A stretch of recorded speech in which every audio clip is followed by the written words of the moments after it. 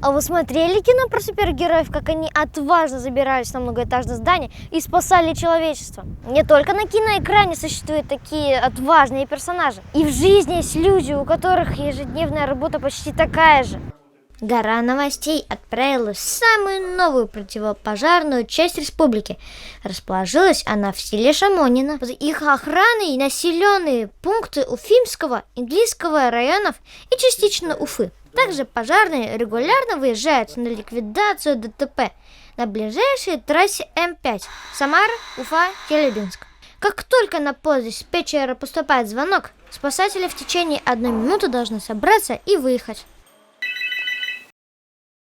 Пожарная часть деревни Шамонина, командир отделения Хайрединов.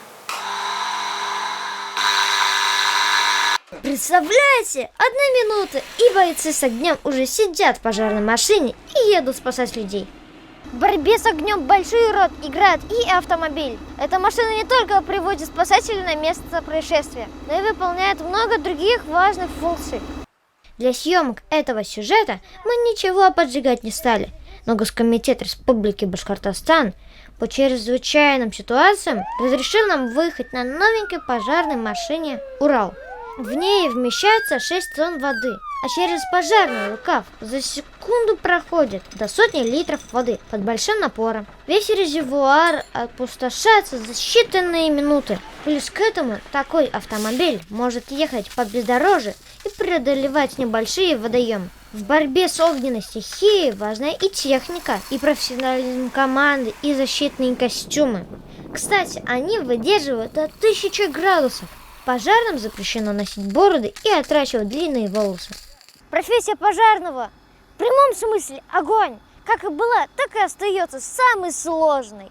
Для того, чтобы быть в хорошей физической форме, пожарные каждую неделю сдают нормативы и регулярно проходят обучение. Когда огнеборец на пожаре, у него всегда за спиной кислородный баллон, который весит 16 килограмм. А еще ему нужно бежать и даже выносить на руках людей из огня. А чем отличается пожарный от пожарника? Пожарный отличается от пожарника тем, что, пожарные – это те бойцы, которые тушат пожар, а пожарники – это которые поджигают. А не обидно, когда путают эти понятия? Нет, совсем не обидно, потому что постоянно так в народе происходит, мы просто вежливо поправляем, шутя. Помимо людей, вы спасаете домашних питомцев? Да, действительно, когда мы приезжаем на пожар, мы узнаем, есть ли пострадавшие в доме или где-то в другом горящем здании. Но если там отсутствуют пострадавшие и имеются животные домашние, либо другое ценное имущество, мы, конечно же, спасаем и домашних животных, и котят, и собак. Пожарные являются спасателями широкого профиля. Они умеют не только бороться с огнем, но и спасать людей из перекореженных авто и многое другое. Главное при их работе быть спокойным и быстро действовать. 1 секунда порой стоит жизни. Огонь – это неуправляемая стихия, помощнее, чем тигр на арене цирка. А пожарный – это укротитель. Но быть участником такого шоу точно никому не советую. Амир Басыров, Никита Никитин. Специально для Горы новостей.